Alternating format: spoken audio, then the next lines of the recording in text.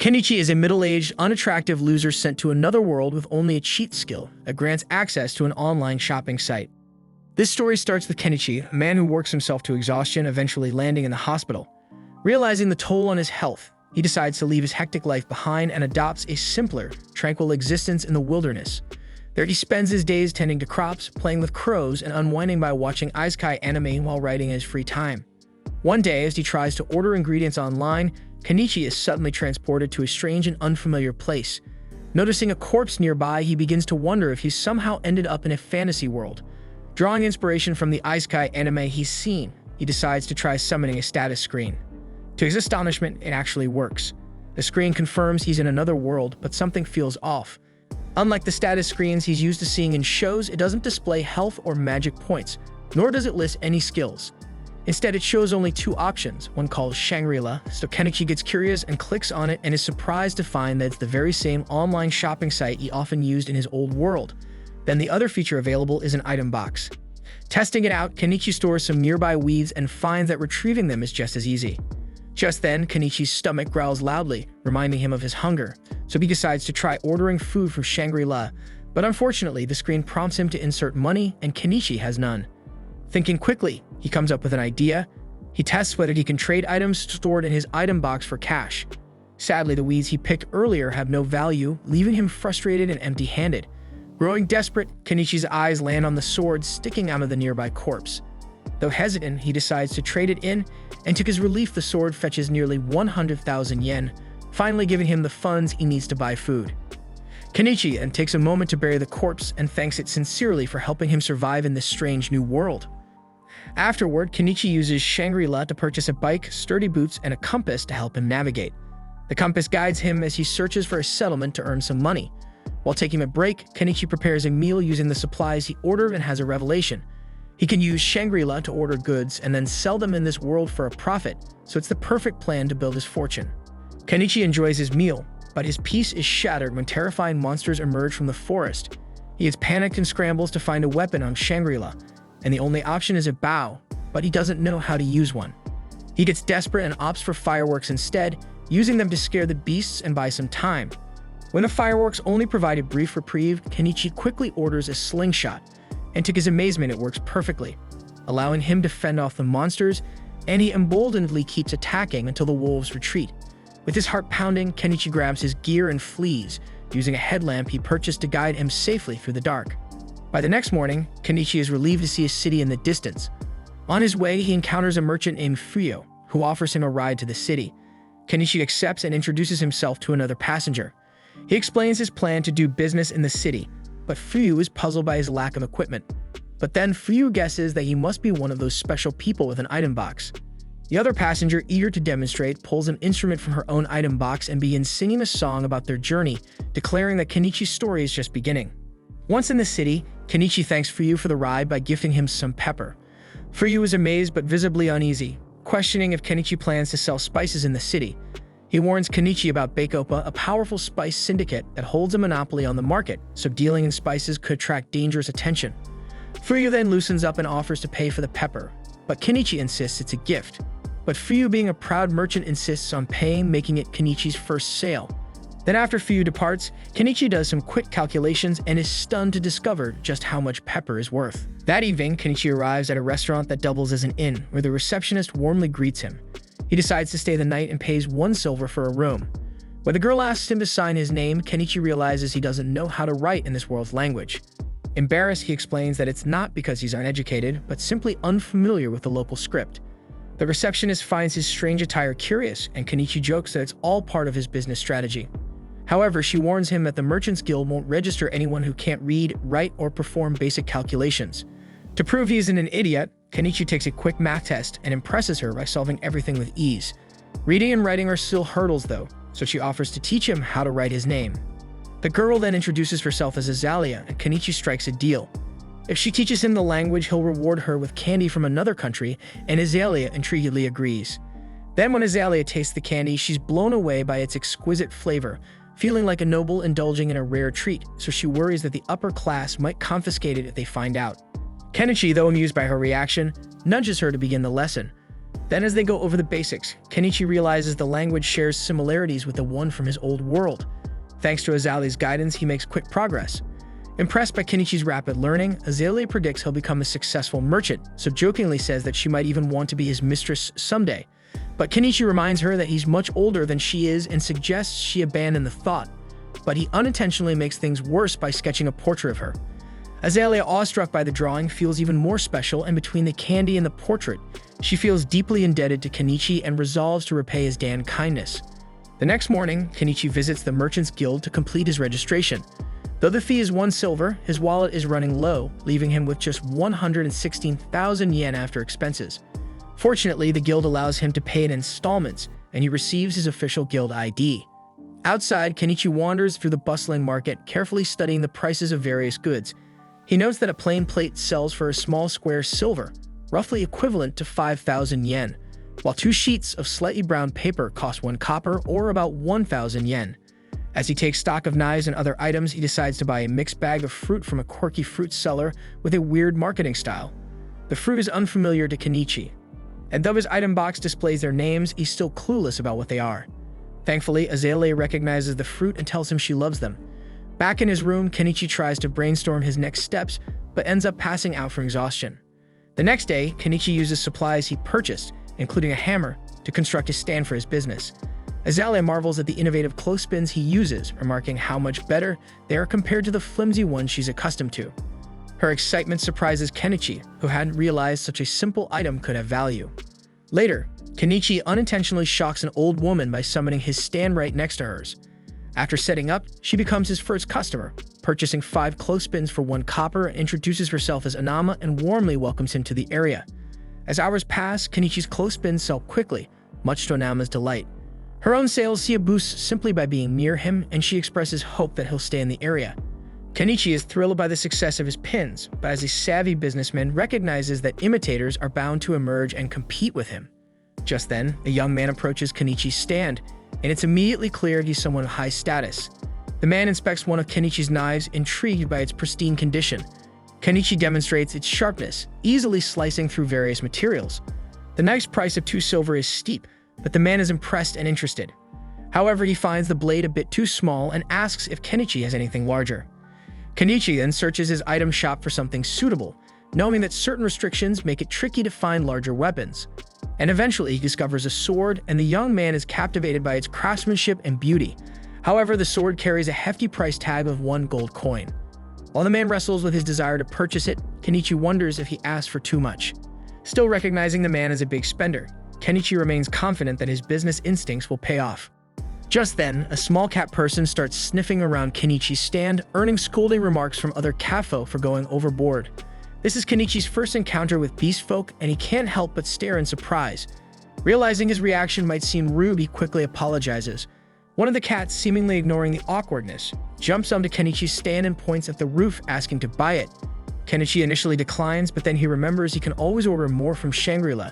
The cat person decides to buy 3 of them, and Kenichi, sensing an opportunity, offers a small discount, shaving off 1 copper from the total. However, the cats reveal they don't have copper coins and seem entirely unfamiliar with basic math. Kenichi steps in and calculates the total for them, showing off his numerical skills. Though initially skeptical, the cats are convinced from the blonde man from earlier vouches for Kenichi's accuracy. With the deal finalized, the blonde man also announces he's ready to buy the sword. That evening, Kenichi uses his earnings to pay for 5 full nights at the inn. Meanwhile, in a lavish estate, a noblewoman marvels at the clothespins her maid purchased. So she gets inspired and decides she wants to sell them through her company, and immediately seeks out her father to capitalize on the opportunity. Back with Kenichi, he prepares for a bath using a small tub he recently purchased. Browsing Shangri-La, he discovers drum baths and considers the idea of filling one with water and heating it over a fire for a relaxing soak. As he reflects on all the buying he's been doing, thought strikes him. How does the online shop actually work? The light from the screen doesn't illuminate his surroundings, and he has no idea how the packages are delivered, so a creeping suspicion gnaws at him that the shop might eventually demand some kind of supernatural payment, perhaps even his soul. Unable to make sense of it all, Kenichi decides to give up worrying. Elsewhere, a disheveled girl wrestles a pigeon to the ground, hoping to secure her next meal, but suddenly a voice calls out to her, startling the girl. So she panics and starts running while silently pleading with God not to be discovered. The next day, Kenichi starts setting up his shop and decides to update his inventory. He adds some jewelry to the display, not valuable gemstones, but polished glass pieces that look attractive enough to turn a profit. While he's arranging everything, Margaret the maid from the previous day arrives, saying she's here to buy more clothespins. Kenichi asks how many she needs and is stunned when she requests 100, but when he sees that she has the money ready, he finalizes the sale without a question. As Kenichi packs up the pins, Margaret notices the jewelry and asks if the jewels are made from real diamonds. Kenichi explains that they're just polished glass, but their aesthetic appeal makes them popular. Margaret admires the craftsmanship and asks him to set one aside for her, promising to come back and purchase it later. Business continues smoothly for most of the day, but just as Kenichi prepares to close up, the beast folk from the previous day return. Their serious expressions put him on edge, and he worries they might be here to cause trouble. But before he can say anything, the cat girl Miley gets red up in his face and sniffs. She confidently announces to the others that she smells spices on him. The beast folk erupt in cheers, pleading with Kenichi to sell them some. Kenichi is immediately hesitant and remembering the warnings about the spice syndicate. He knows that selling spices could bring serious consequences. He has no idea how the syndicate operates or what they might do to him if they find out, so he refuses to take the risk. The beast folk persist, but the locals chime in, telling them it's unfair to pressure a newcomer like Kenichi into endangering his livelihood. Eventually, the beast folk relent, understanding his position. However, Kenichi comes up with a compromise. While selling them spices directly is too dangerous, sharing a meal with them isn't against any rules, so he invites the group to join him for dinner, suggesting they meet in the woods outside town to avoid attracting unwanted attention.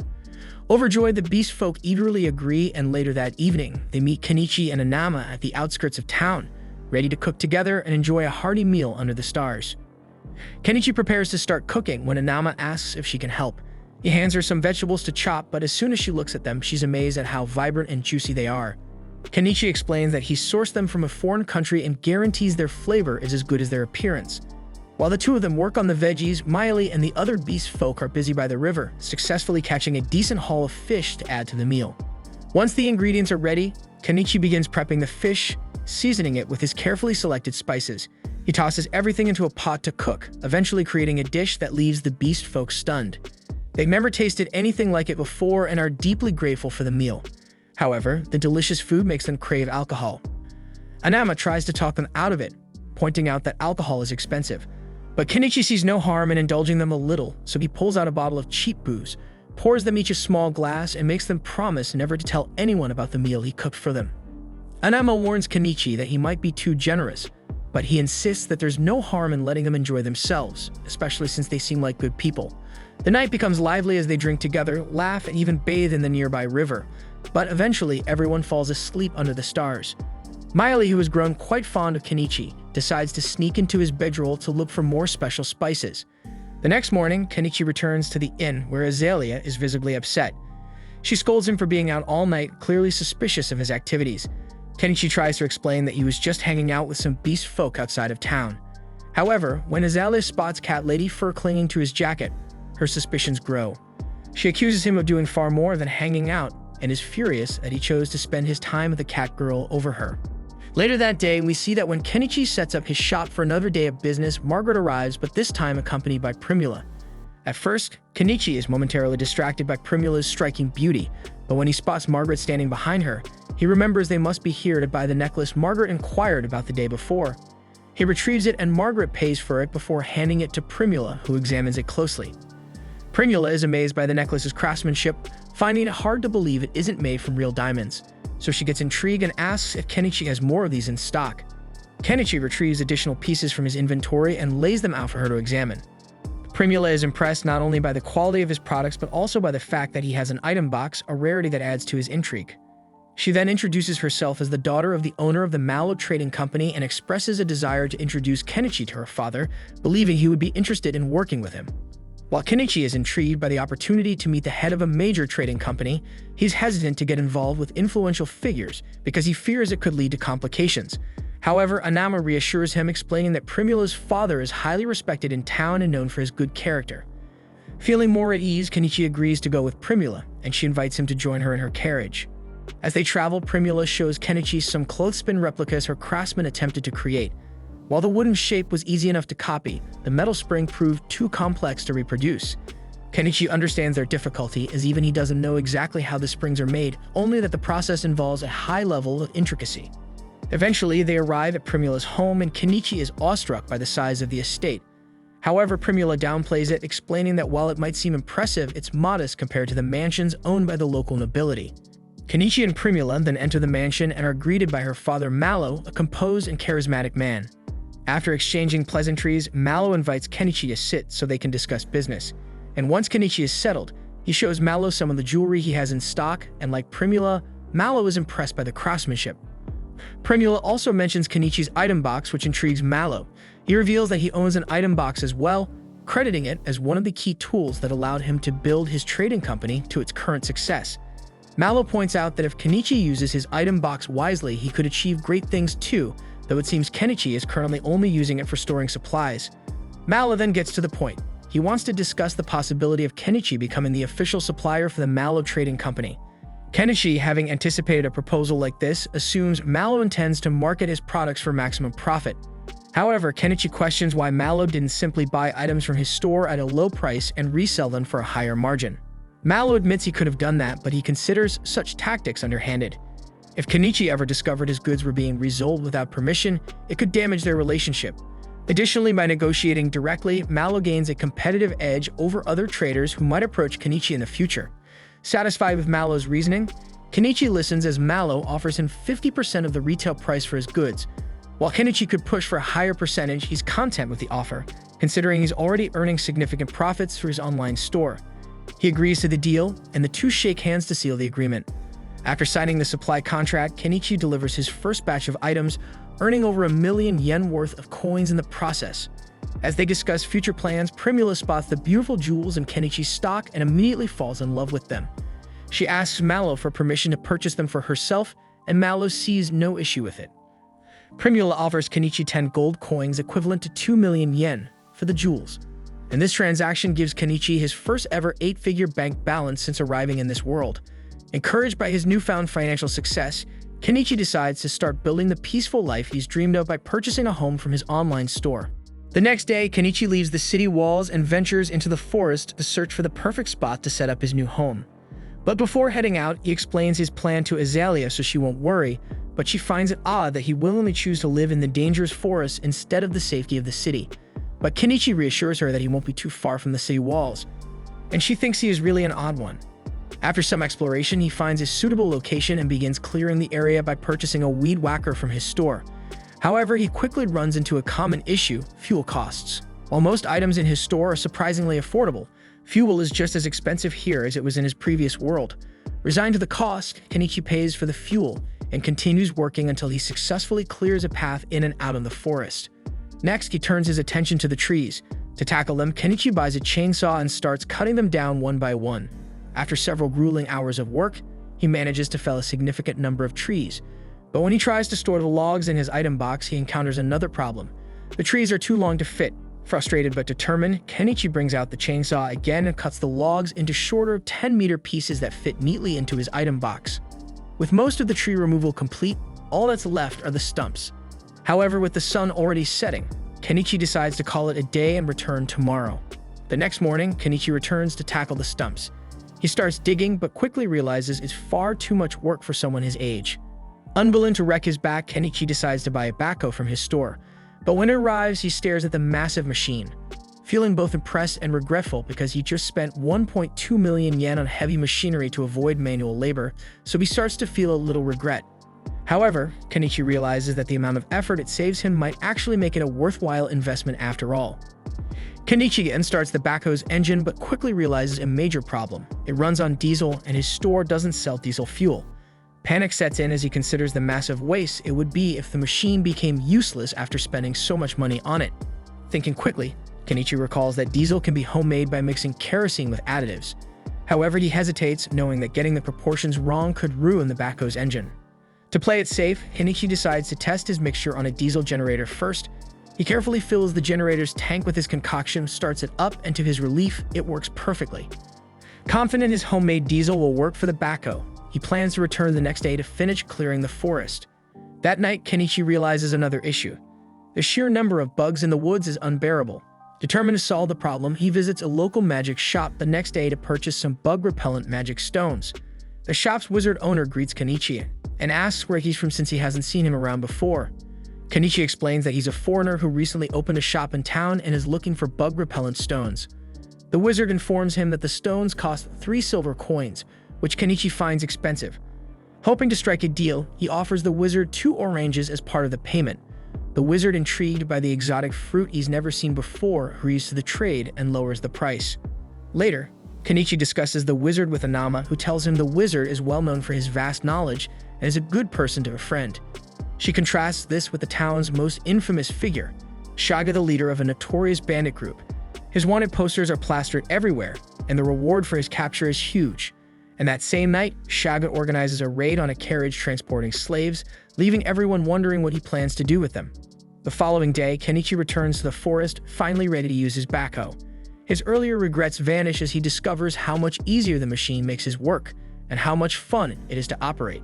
With the stumps cleared, Kenichi feels unstoppable in his quest for a peaceful life in the woods. However, his excitement is tempered by the realization that his bank account is running dangerously low after purchasing the backhoe. So for now, he decides to pause any further construction and focus on rebuilding his finances. The next day, Kenichi brings some sugar to sell to Mallow, but Mallow explains that while sugar and salt are extremely valuable commodities, the nation holds exclusive rights to them, meaning they can't be purchased from private sellers like Kenichi. This news is a letdown for Kenichi, as he had hoped to rake in a huge profit from selling them. However, Mallow shares some good news. Kenichi's jewelry has been a massive success.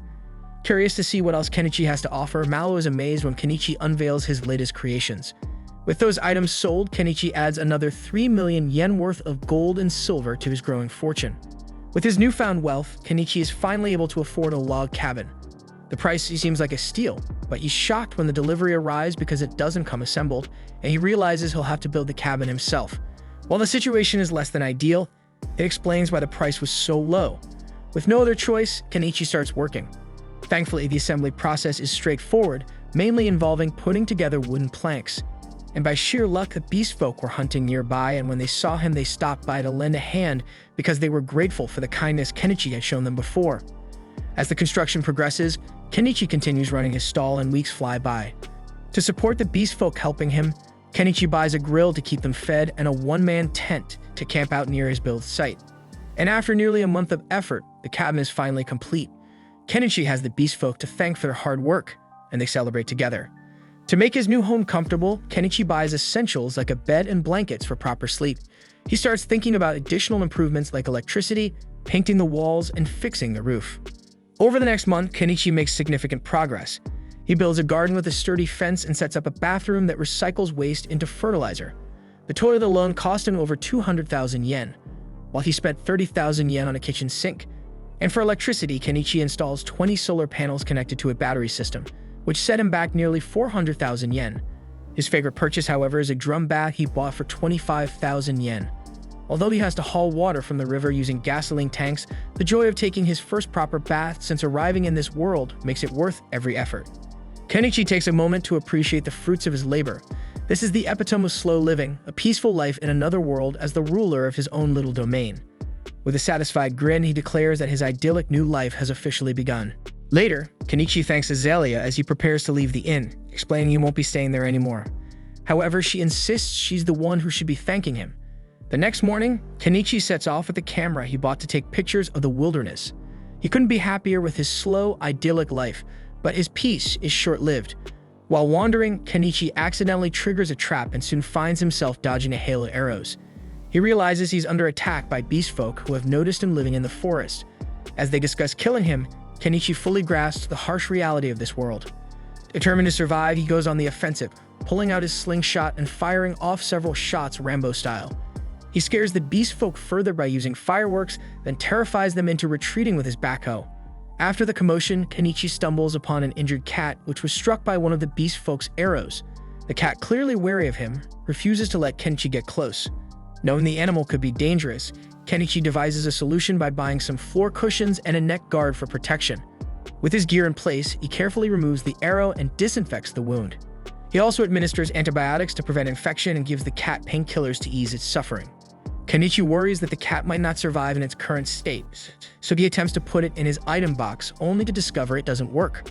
Left with no other choice, Kenichi brings the injured animal back to his home, and there he buys it a pet blanket and sets up a space for it to recover.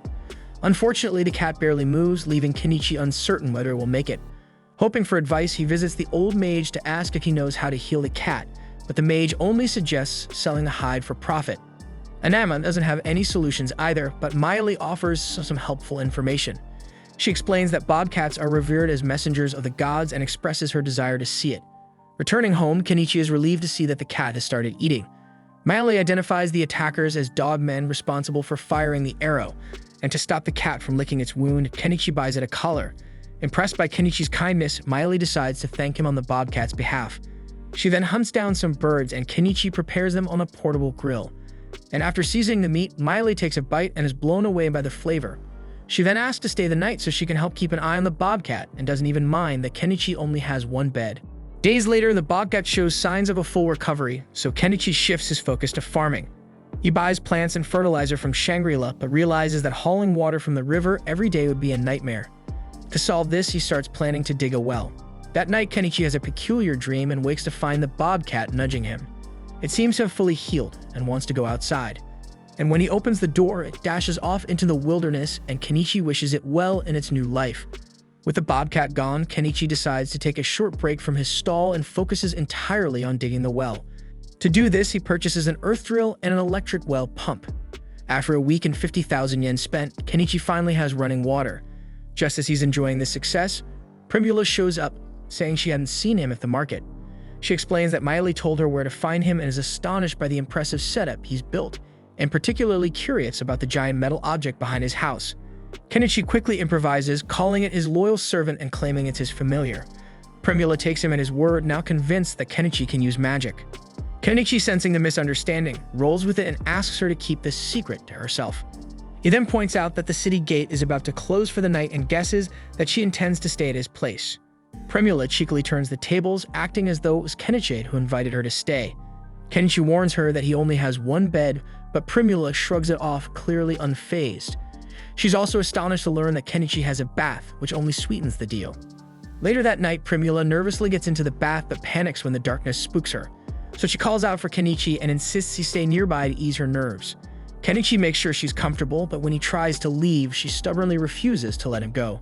So he suggests she take a bath during the day if she's afraid of the dark, but Primula refuses to miss the opportunity. Kenichi then reminds her that they don't know each other well and that he could be dangerous. However, Primula brushes off his warning, saying she's heard from Miley all about the kind things he's done for the bobcat. Later that night, Kenichi buys Primula a bathrobe, and she immediately suggests they sell it. While Kenichi wasn't planning on selling bathrobes, Primula insists that their customers would love such a luxurious product. After some thought, Kenichi agrees to a limited sale and Primula beams with gratitude. He then buys an 8,000 yen nightgown, leaving her stunned by its softness and quality. She even jokes that with goods like this, Kenichi could become the top merchant in the entire kingdom. Kenichi, however, quickly dismisses the idea, pointing out that attracting the attention of nobles would bring nothing but headaches. He just wants to earn enough to enjoy a quiet, peaceful life filled with good food. Understanding his worries, Primula promises that the Mallow Company will never reveal him as their supplier. Later, Kenichi surprises her by sketching a quick but flattering portrait of her, and the two head to bed. In the middle of the night, Primula quietly whispers to see if Kenichi is awake, but he pretends to be fast asleep because he knows exactly what she wants. Meanwhile, the mysterious girl from earlier is shown being mistreated by bandits. Shaga, the bandit leader, seems pleased with their loot and listens as his men tell him they've just received a new job. The following day, Kenichi escorts Primula back home, knowing full well that her father will have questions about her spending the night at his place. However, Kenichi is taken aback when Mallow simply thanks him for taking care of his daughter. Mallow admits he'd been worried about her and jokes about who she could possibly take after. Kenichi then presents Mallow with the bathrobes, which he explains are made with exceptional materials. He even pulls out a sample of hot lingerie as a joke and says that this shit would make any man who sees it look like The Rock, but Mallow looks so overwhelmed that Kenichi quickly clarifies he wasn't serious. Just then, a maid walks in carrying a stack of documents. Mallow explains that the nation has implemented a new system for keeping ledgers, forcing him to rewrite them. He mentions that this system, called double-entry bookkeeping, was invented in the neighboring empire. This revelation shocks Kenichi, as he recognizes double-entry bookkeeping from his old world. Mallow further explains that the Empire's rapid growth is thanks to the inventions of a mysterious man. Mallow then invites Kenichi to join him as he reviews a new prototype product he recently purchased. Kenichi is stunned when he sees that the prototype is a pitcher pump, and Mallow is impressed that Kenichi already knows about it. Kenichi, however, is shocked because this pump is something straight out of his old world. The realization that two such items, double-entry bookkeeping and now the pitcher pump, exist here makes Kenichi wonder if someone else from his old world has been reincarnated in this one. Feeling a mix of frustration and competitive spirit, Kenichi tries to showcase a new type of vehicle design, hoping to impress them. However, the attempt backfires as they burst into laughter, assuming his odd-looking sketch was a joke. Primula, on the other hand, begins visiting Kenichi more frequently, often staying overnight. Then one evening, she reveals that she will be leaving on a month-long business trip.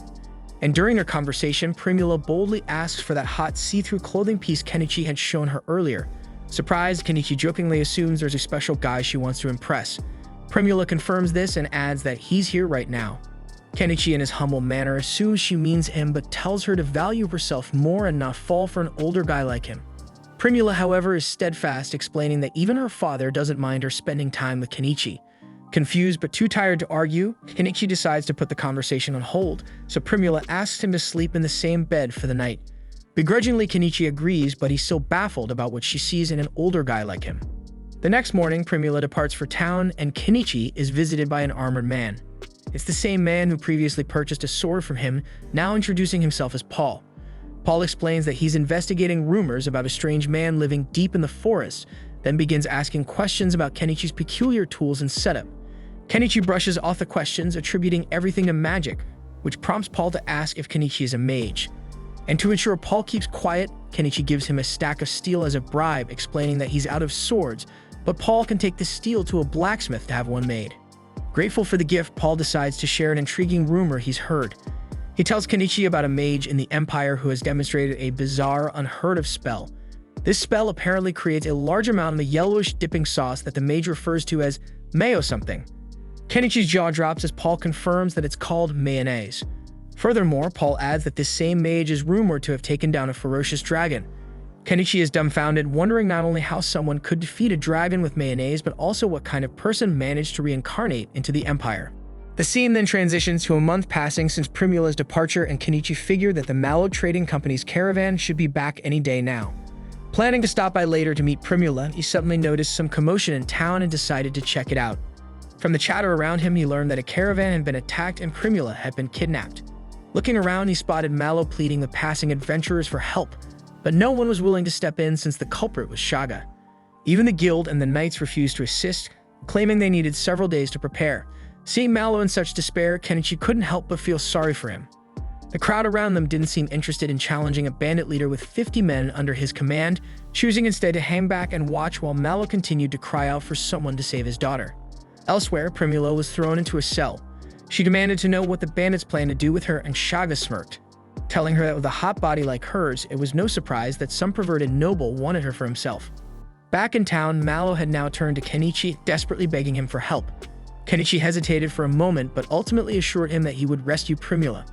He knew he was being reckless because there was no way someone with his limited combat experience could take on an entire band of bandits. But there were moments in life when a man simply couldn't back down, so he told Mallow that he would need money to make the necessary preparations, and without hesitation, Mallow handed it over. Meanwhile, a few catfolk who had been observing the situation quickly ran off to find Mayali. Mallow then informs Kenichi that the bandit base is roughly 40 leagues west, hidden in the old ruins of a castle on the mountainside. Kenichi realizes that if it's 50 kilometers away, he's going to need a ride, so he decides to buy a truck. He then asks everyone around him to step back as he prepares to use summoning magic. When they do, he buys the truck, and as it appears, he climbs on top, explaining to the stunned onlookers that this is a metal carriage that follows his commands.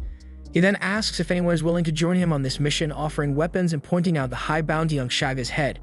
He insists that with a proper plan, they can take them down. However, no one steps forward, believing they stand no chance against a band of 50 men, and they back away, unwilling to take the risk.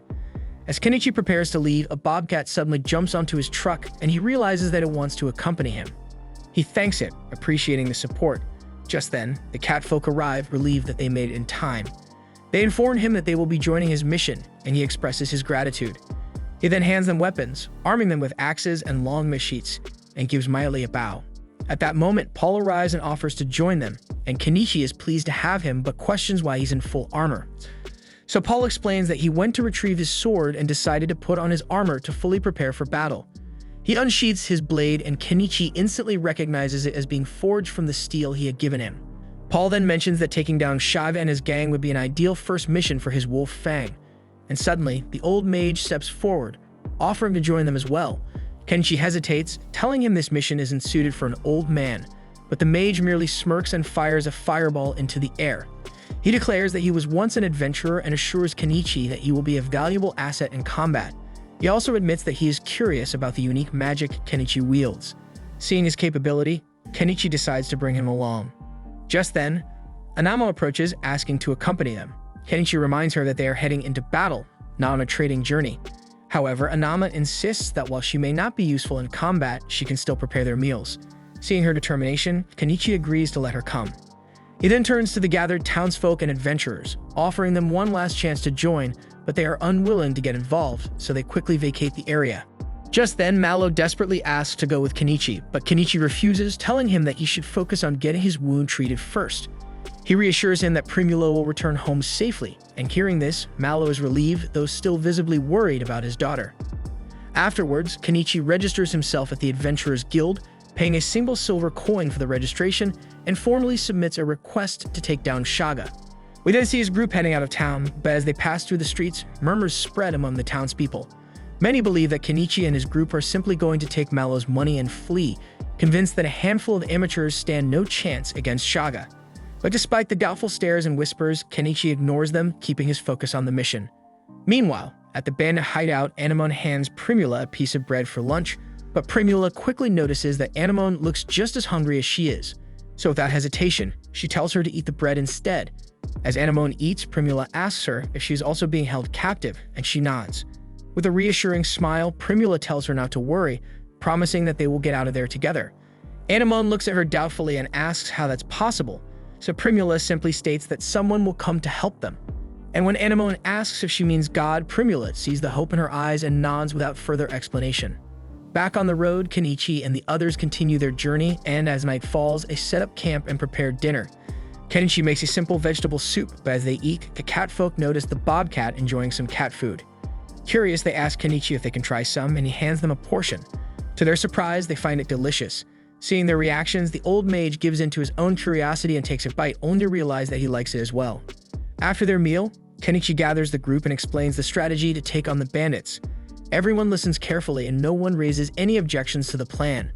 Aware of her own limitations, Anama volunteers to stay behind, knowing she would only slow them down. Later, Miley moves ahead to scout the enemy base using a transceiver that Kenichi gave her. And when Kenichi speaks to her through the device, she gets amazed. Kenichi then explains that it's a magic item that enables long-distance communication.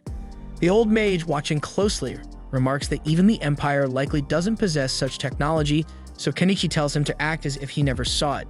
With Miley now scouting ahead, Kenichi decides it's time for the rest of them to move. But before they depart, Kenichi turns to Anama and instructs her to return to the Adventurers Guild if he does not return within a day.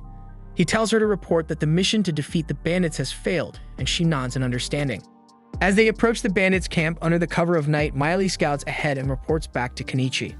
She spots guards stationed at the watchtower, while the rest of the bandits are inside getting drunk. Seeing this as the perfect opportunity, Kenichi decides it's time to strike. Realizing he's about to dive into his first real battle, one of the catfolk hands him a nut to eat. Without thinking much of it, he pops it into his mouth, only to discover too late that it's some kind of drug. A wave of euphoria washes over him, leaving him feeling absurdly happy despite the impending danger.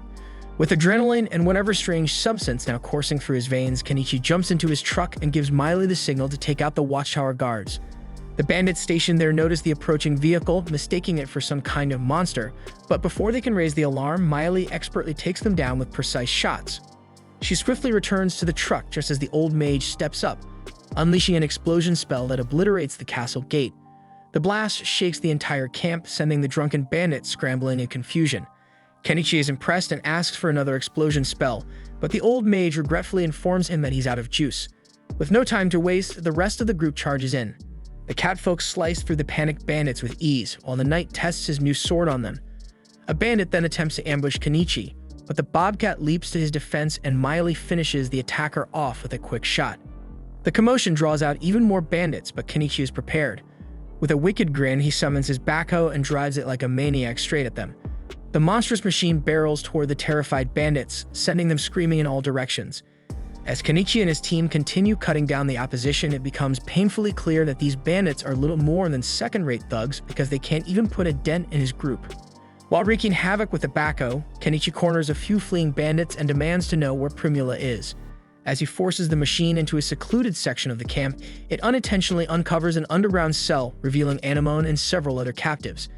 And seeing Kenichi and his massive machine, Anemone stares in awe, wondering if he might be some kind of god.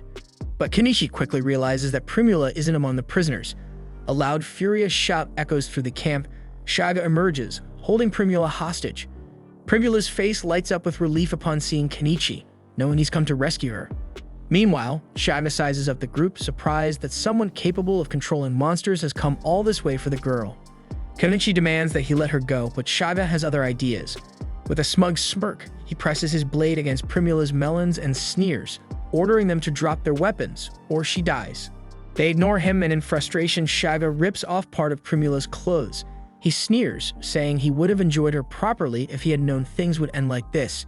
Kenichi then quietly buys a laser sight and instructs Miley to shoot Shaga as soon as he blinds him with the light. She nods, understanding the plan. When Kenichi flashes the light in Shaga's eyes, he instinctively lets go of Primula, and Miley takes the shot. Primula immediately runs toward Kenichi, but Shaga refuses to let her escape.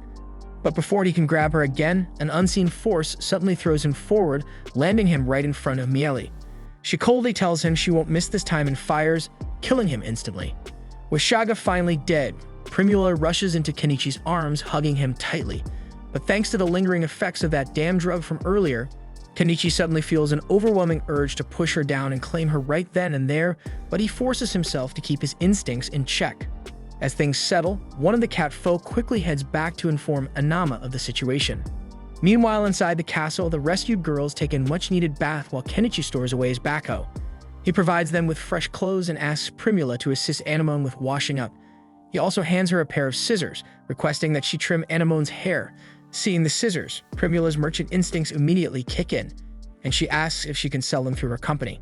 In her excitement, she accidentally lets her towel slip, while Kenichi thinks she truly has the mind of a merchant.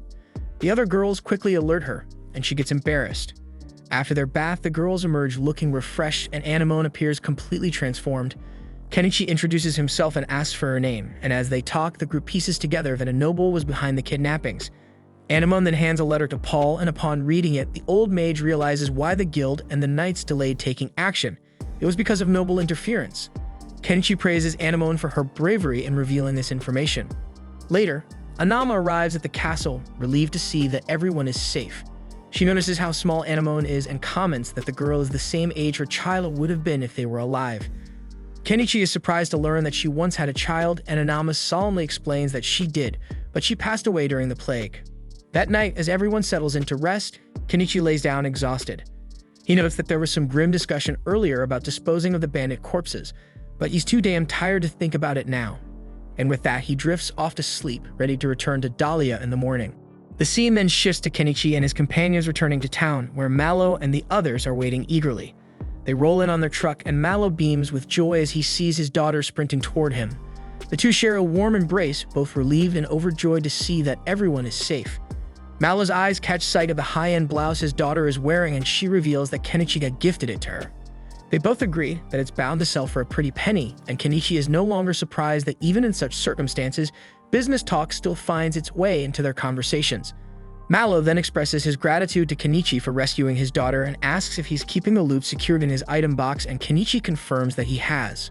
The narrative then flashes back a bit to reveal that the cat folk had once asked Kenichi to store the bandit heads in his item box.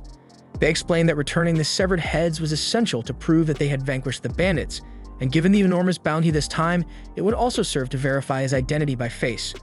Although it seemed a bit odd for his first time handling such a task, they assured him that he would soon get used to it. Miley warned him that the heads tend to start smelling as time passes, making it challenging to carry them in the usual way. Luckily, his item box made this a non-issue. Kenichi mused that he should have expected such peculiarities in this other world and proceeded to stow the heads away in his item box. He also mentioned that he had gathered various items stolen by the bandits from their hideout, about 100 gold coins, along with assorted rugs, pottery, gems, swords, and other valuable treasures.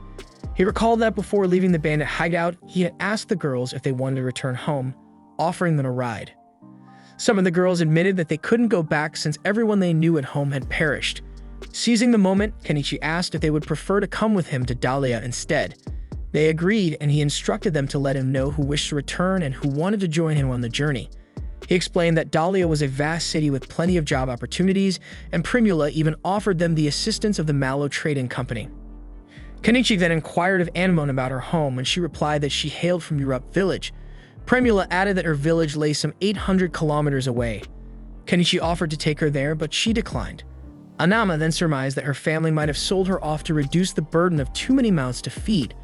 Undeterred, Kenichi asked if she would rather come along to Dahlia with them, and she agreed. Later, the group continued their journey toward Dahlia, Kenichi dropping off those girls who wished to return to their own village.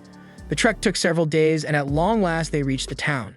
Back in the present, the scene shifts to the Adventurers Guild, where the catfolk present Shaga's head to the receptionist, who is visibly horrified by the sight. Shortly thereafter, another male receptionist approaches to inquire about the details. Specifically, he asks how many heads there are. The catfolk attempt to provide an accurate count, but since numbers are not their strong suit, they fail to recall the exact total. Kenichi steps in and declares that there are 52 heads, a figure that surprises everyone in the guild. The catfolk then remark that it will likely take them an entire day to inspect all the heads, while Kenichi takes a moment to catch his breath as the inspection proceeds.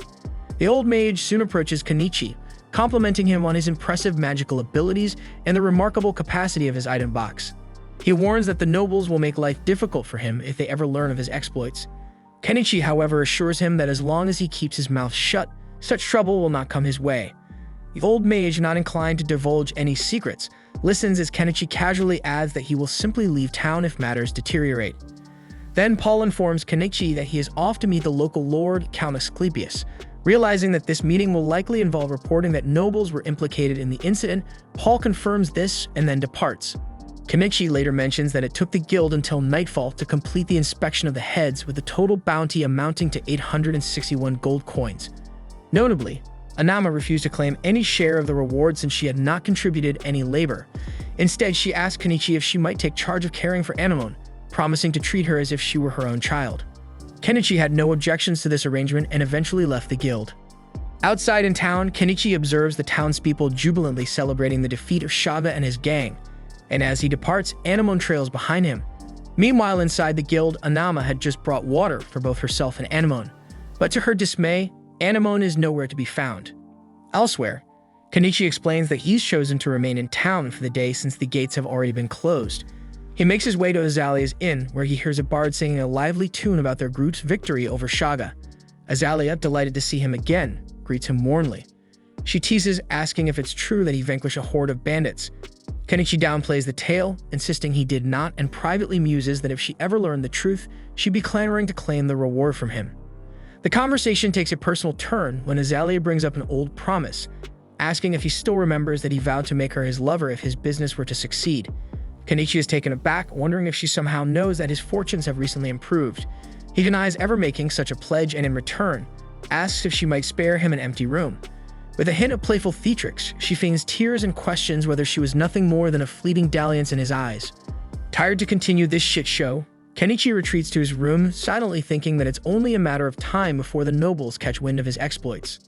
That night, as Kenichi slept, Azalea quietly slipped into his bed.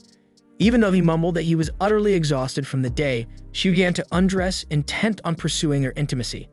But their damn moment was abruptly interrupted when Anemone entered the room, causing them to immediately cease their love actions. The next morning, Kenichi reveals that in the end, Anemone decided to stay with him. He then heads over to Anama's shop, intending to hand her off to her rightful care, but to his surprise, she isn't there. Undeterred, he sets about his daily errands. First, he stops by a weapon shop where he sells the arms he had recovered from the bandits for a total of 32 gold coins. Next, he offloads a collection of vases and assorted valuables to the Mallow Trading Company, netting him 35 gold coins. Finally, he takes some furniture to the old mage's shop and earns another 22 gold coins from the sale. In the end, the total reward came to 89 gold coins, which they divided evenly 7 ways, each person pocketing 12 coins. Kenichi decided to present the dresses to Anama and the other women who had stayed behind, and afterward he headed back to his house. There they found Anama waiting, delighted to see that Anemone was safe. Once inside, Anama discovered that Anemone wished to remain with Kenichi. She told the girl that if she came with her, she'd learn the ins and outs of running a business, but Anemone refused. Kenichi then asked if she was absolutely sure. When she confirmed, Anama agreed to let her stay with Kenichi for now, promising that she could always return if things got too rough. Later on, Kenichi escorted Anama to a carriage bound for town and then returned to his own home, where he asked Anemone why she wanted to stick with him. She admitted it was because he had fed her until she was completely satisfied, and they later enjoyed a hearty dinner together. Following dinner, at Anemone's insistence, they took a bath together and eventually spent the night in each other's company. However, later that night, a group of shady-looking men prowled around Kenichi's house to keep an eye on him, and he ended up having a terrible nightmare that left him waking in distress. About half a month later, news came that Paul had been elevated to Baron for his role in defeating Shaga. He was given charge of a small territory, tasked with recruiting new settlers and even on the lookout for a wife. There were even rumors circulating that a noble had been stripped of their rank, something Kenichi found hardly surprising, given that bandits had been hired to kidnap Primula. Not long after, while out in town, they noticed a peculiar bicycle rolling by, which Anemone identified as a Drazen. Kenichi recalled that initially Mallow and Primula had laughed at his idea. However, once the dust had settled after the Shaga incident, they recognized his foresight. Summoning him later, they gave him 5 gold coins for his idea, apologizing for their earlier mockery and even purchasing the rights to the Drazen. Soon after, Kenichi sensed someone was tailing him, though he couldn't pinpoint any suspicious figure, yet he was sure he was being followed. Eventually, the guild managed to wrap up all their paperwork and distributed the rewards. Kenichi used his share to repay the funds he had borrowed from Mallow for his preparations, and he split the remainder among the women he'd rescued. In the end, only a single coin remained, which he handed over to Anama, and then she offered Anemone a fruit to eat. And then once again, Kenichi sensed someone was watching him, and this time he pinpointed the culprit. Grabbing Anemone's hand, he bolted from the scene, only to notice an entire group in hot pursuit. He dashed through narrow alleys, deliberately knocking over boxes to slow them down. Yet his escape was thwarted when a carriage intercepted him and the pursuers managed to capture him. They ordered him to climb aboard quietly, explaining that their employer wished to meet him. While feigning compliance, Kenichi quickly purchased some firecrackers and lobbed them into the carriage and around the chasing men. The resulting commotion gave him the perfect opening to slip away from under the carriage. Even as they continued to chase him, he procured a crossbow and successfully intimidated them into retreat with his threats. Just then, Mallow arrived, inquiring about the commotion. Kenichi and Anemone boarded Mallow's carriage, briefing him on the men chasing them. Mallow surmised that the anti-monarchy faction was likely behind the pursuit and advised Kenichi to seek help from the local lord, and he's a man known for his decent nature. Although Kenichi trusted Mallow's judgment, he suspected that the lord would inevitably impose taxes in exchange for his assistance that he'd find impossible to decline, and then he alighted at the edge of town. Meanwhile, back at Mallow's compound, Mallow recounted to his daughter how he had met Kenichi earlier. She recalled that they had yet to thank him for earning their family name and explained that the Lord had commended them for inventing the Drazen, so much so that he even permitted them to adopt a family name derived from it. As a result, she is now known as Primula ni Drazen. Mallow then solemnly told his daughter that their company owed a tremendous debt to Kenichi, and that they must find a way to repay it. Early the next day, Primula is busy getting ready. She recalls how at first she had pegged Kenichi as just a boring old man with a tiny stall. But as she got to know him, she discovered he was both knowledgeable and gentle, qualities that shone through in the exceptional products he stored, which had earned their company handsome profits and a respected family name. This reputation made her desperately try to win him over, even if her efforts initially seemed futile. Yet when he came to save her, it became clear that he truly cherished her. Convinced by his actions, she decided to be with him. However, when she went to his house, she was surprised to find that both the house and the surrounding fields had vanished. Meanwhile, Kenichi is seen riding out of town on an off-road bike. Along the way, he meets Fuyu, and they stop to chat. Fuyu soon learns that Kenichi has become a merchant. He bombards him with questions, even wondering if the famed Drazen everyone's been raving about is the custom model Kenichi now boasts. Kenichi confirms that it's indeed specially made for him, and Fuyu asks where he's headed next. Kenichi recalls packing everything into his item box and leaving his old home behind. Although he sometimes wondered if his coming here had a deeper meaning, he was happy to know that his coming here had saved Primula. As he prepares to continue, a bobcat appears. Kenichi bids the creature farewell and wishes it a good life, only to notice that the bobcat follows him as if it too wants to come along. Back in the present, Kenichi tells Fuyu that he's currently on a journey with no fixed destination. When Fuyu asks about the two companions with him, Kenichi simply replies that they are his family. With that, he rides off and Fuyu offers a silent prayer for his safe travels. The scene then transitions to Kenichi by a river where he is fishing. As he cooks the fish he's caught, he explains that they are currently searching for a new land to settle. At present, they are about 100 kilometers from Dahlia, with the next town called Estrantia located roughly 5 to 6 kilometers away. Kenichi then serves the fish soup to Anemone and the Bodcat, remarking that this simple, unhurried way of living perfectly embodies a slow life. He also recalls that earlier, Anemone had mentioned being 12 years old, though he isn't entirely convinced as she appears rather small for her age. Soon after, we see Kenichi flying a drone, which excites Anemone. She wonders if it might be a form of magic. Kenichi confirms that it is indeed magical and muses that they need to find a permanent place to settle down. Observing that the river they are camping near flows into a lake, he decides to head over there with his companions in search of an ideal spot to establish their base. Riding his bike to the lake, they eventually discover a promising location. To playfully impress Anemone, Kenichi pretends to cast a spell to summon his house, and to her delight, his house materializes. Once everything is in order, Kenichi begins pondering a name for the Bodcat. After several attempts, he settles on Vel, short for velvet. Later, we see him teaching Anemone how to read and write, and it's clear she's quickly catching on. He then moves on to instruct her in mathematics, though like most children, she isn't particularly fond of math. As she works on some problems, Kenichi contemplates his need for an alternative fuel source, given that kerosene is expensive. He remembers a segment he once saw about biodiesel made from used cooking oil, and decides to explore the idea further, purchasing several books on the subject. We then see Kenichi immersed in reading these books when Anemone asks what he is doing. He explains that he's studying the texts, and she expresses her desire to read as well. However, he points out that the books are in a language she isn't yet familiar with. Undeterred, she shows willingness to learn, and Kenichi starts teaching her Japanese. The next day, we see Kenichi carefully draping camouflage over his solar panels. Suddenly, he hears rustling from the bushes, and thinking a monster might be lurking, he readies himself for battle. To his surprise, it turns out to be Miley, who leaps out with a bright smile. She chides him for leaving her behind and explains that she had to work hard to track his scent and make it here. She then joins up with Anemone, who is equally delighted to see her, and Kenichi announces that Miley will be staying with them from now on. Later, as they enjoy lunch together, Kenichi asks Miley if Dahlia has remained the same since he left. She recalls that while she was in town, Paul proposed to Primula, which prompts Kenichi to remark that it's fitting she's marrying someone her own age, though he grumbles about missing the ceremony. After lunch, they all take a bath and later settle down to read picture books. Miley laughs that even she can understand the stories thanks to the illustrations, and Kenichi muses that such picture books might be a promising product. Uncertain about crafting books based on fairy tales from his own world, he asks the girls if any familiar tales exist here. They list several, and Kenichi grows curious about one titled The Forest Elf.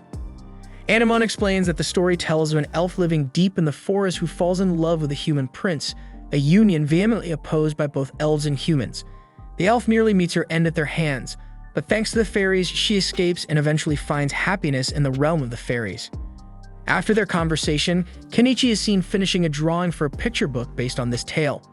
He then uses a printing machine kit to produce a copy of the book. The girls are amazed by the result, and he then binds the pages with another machine. Finally, he presents a copy to each of them, and they are overjoyed to receive their own little treasure. A boat then approaches their house, and Kenichi asks Miley to take Anemone and keep her safe, as there might be company arriving. She nods in understanding, and Kenichi steps out to greet the guests, a crossbow in hand. The newcomers calmly instruct him to lower his weapon, revealing that they are residents of Santanka, the village across the lake. Kenichi inquires what they want, wondering if any local laws restrict habitation here. They assure him that there are none. They were merely curious, concerned that bandits might have set up camp in the area. Kenichi explains that he's merely a merchant, though they comment that he appears rather well armed. He clarifies that he had to flee his previous city due to trouble, so he prefers to be prepared for any eventuality. At that moment, the Bobcat comes over to Kenichi, clearly fawning over him. The Beastman concludes that there's no way Kenichi could be a bad person. The man on the boat then introduces himself as Crouton, while the Beastman introduces himself as Neamius. Kenichi also introduces himself, and Crouton reveals that he used to work for the government in Estrantia. Neamius surveys Kenichi's home and remarks that everything seems in order, prompting Crouton to apologize for having doubted him. Noticing the picture books Kenichi has produced, Crouton buys one for his daughter. After their brief visit, they depart, and Kenichi enjoys lunch with his companions. Later, we see Kenichi gathering herbs in the forest when Miley appears in a playful mood. She jumps on him, suggesting they should do it now that Anemone isn't around. Though Kenichi is initially hesitant, she drags him along, and they end up indulging in their intimate private rendezvous. Sometime afterward, Kenichi bolts out of his shed and plunges into the river. He explains that the shed had become unbearably hot, and he confesses that he was busy producing diesel, dangerous work involving toxic substances, but he managed to succeed in the end. Once finished, he notices that Anemone is upset with him, as he had been completely absorbed in making diesel over the past few days and neglected her. He asks if they should create a new picture book together, but she remains silent. Then he suggests that they head to Estrantia, and hearing this, Miley volunteers to accompany him, so Anemone happily agrees to join the journey as well. They then set off for the city, trailing after Miley, who's been there several times before. As they approach, Kenichi opts to finish the journey on foot. His first stop is the Adventurers Guild, where he informs the receptionist that he'd like to register with that branch. Both he and Miley present their current guild IDs. The receptionist steps into a back room with them and returns in a hurry, musing whether Kenichi is the fellow who defeated Shaga and Dahlia. Kenichi quickly tells her not to spill his personal details, but when she doesn't quite grasp his meaning, he insists she keep quiet. She agrees and informs him that the registration is complete, charging a fee of 1 silver coin for each of them. Shortly after, they grab a bite to eat. However, the girls aren't pleased with the soup because it lacks a proper stock after all they've grown accustomed to his cooking by now. In response, Kenichi adds some bonito stock to the soup, which finally wins them over. While eating, Kenichi notices a few suspicious figures prowling about, and he spots Crouton heading down a narrow alley with his daughter. Choosing not to interfere, he continues to survey the town until he and his companions come upon the Snowflake Tool Shop. Miley explains that the shop is run by an elderly mage, and Kenichi intriguedly ventures inside. There he finds something rather unusual and asks the old mage to explain its use. The old mage, who bristles at being called old, demonstrates its use by adding water and wine to it, after which the machine processes the mixture and outputs 2 separate streams. Kenichi deduces that the device is meant to separate substances from a mixture, and he quickly recognizes its potential for producing biodiesel without resorting to harsh chemicals. Curious about its cost, he inquires, and the mage states it's 5 gold coins, so he promptly purchases it. Not long after, Anemone enters carrying a grimoire and tells the mage she wishes to buy it. Kenichi's eyes light up the sight of a grimoire. He asks if reading one actually enables a person to wield magic, and the mage explains that it does, as long as the reader has inherent magical power. Intrigued, Kenichi examines the book and asks its price. It's 10 gold coins. He decides to buy it, but the mage informs him that she cannot let him take it immediately since all grimoires must be registered, and she asks him to return in a week. Later, we see them on their way back when they come across Nianias, who is in such a hurry that he quickly takes his leave. Kenichi, sensing that things might soon become chaotic, feels they should head home. Just then, he hears a scream emanating from a nearby alley. Rushing over, he notices that Crouton and his daughter are being threatened by the same suspicious characters from earlier. At first, he tries to ignore the commotion, but when Anemone innocently asks if he isn't going to help them, he finds it impossible to say no. He instructs Miley to look after Anemone, then quickly buys a mask to conceal his identity and confronts the thugs. The thugs demand to know his intentions, and Kenichi sternly warns them to leave the parent-child pair alone or face the consequences of his magic. When they refuse to listen, he intimidates them further by hurling firecrackers and declaring that he will blast them from the inside next, an ultimatum that sends the criminals fleeing in fear. Although Crouton and his daughter are initially startled by his aggressive display, Kenichi soon reveals his true self, calming them down. Shortly thereafter, Nianias reappears, relieved to see that Crouton and his daughter are safe. Later on, Crouton thanks Kenichi for saving them, prompting Kenichi to inquire about the identities of the assailants. Crouton explains that they were grunts from Zutera, the notorious spice syndicate, men he had arrested several times during his government service, who have been targeting him ever since. Crouton's daughter then asks if these are his friends, and he clarifies that they were the very individuals who had sold him the picture book. Excited by the revelation, she thanks Kenichi for the book, and Anemone adds that she had helped him create it. Hearing this, Mary expresses her own desire to make a book, and Anemone becomes equally enthusiastic about collaborating on one. The two kids quickly bond over their shared passion, and Kenichi feels a warm satisfaction at seeing Anemone make a friend her own age. After that, Crouton's family comes to visit Kenichi and Anemone, and they spend the entire day together enjoying various fun activities. By evening, they say their goodbyes, and soon after, Anemone and Mary begin visiting each other's homes and playing together every day. They even collaborate on a picture book retelling Cinderella. However, things take a sudden turn for the worse. One day, Crouton appears at Kenichi's house clutching all his life savings, urgently asking him to sell some medicine because his daughter has come down with a severe cold. He explains that this is a local disease, one so virulent that most sufferers don't survive the night. Miley suggests he visit the old lady mage for her healing magic, but Crouton lacks the funds for that treatment. Instead, Kenichi provides him with a cold remedy meant for children, instructing him to give it to Mary and leaving the remaining costs on himself. Crouton departs and Kenichi sets off on his bike. Later, the old lady mage checks on Mary and reveals that her illness is called chicory fever. She explains that her healing magic isn't effective against this particular malady, which can only be cured with the seeds of chicory blooms found near the spring that feeds the river. Determined, Kenichi decides to gather the seeds immediately, and Crouton volunteers to accompany him. Although Kenichi warns that the journey will be dangerous, Crouton assures him he won't slow them down.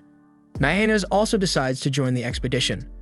The three of them prepare to set out, and the old lady mage reminds them that she needs the seeds by tomorrow morning.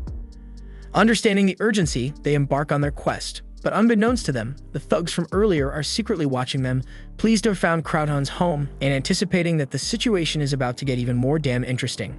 Kenichi and his group then reach the river's source, and Nyanas suddenly senses something approaching. Everyone tenses up, only to find out that it's just Vel making her entrance. Later, Kenichi purchases a boat to navigate the river and manages to secure one of those coveted chicory flower seeds. Crouton thanks him profusely, exclaiming that this seed might finally save his daughter.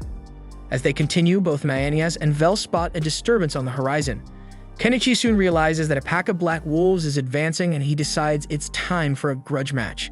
He swiftly summons two swords, handing one to Crouton and the other to Nyanas, and declares that he'll keep the wolves occupied while they rush back to Mary. Though Nyanas and Crouton hesitate to leave him behind, Kenichi insists that if they don't hurry, Mary's life could be in serious danger.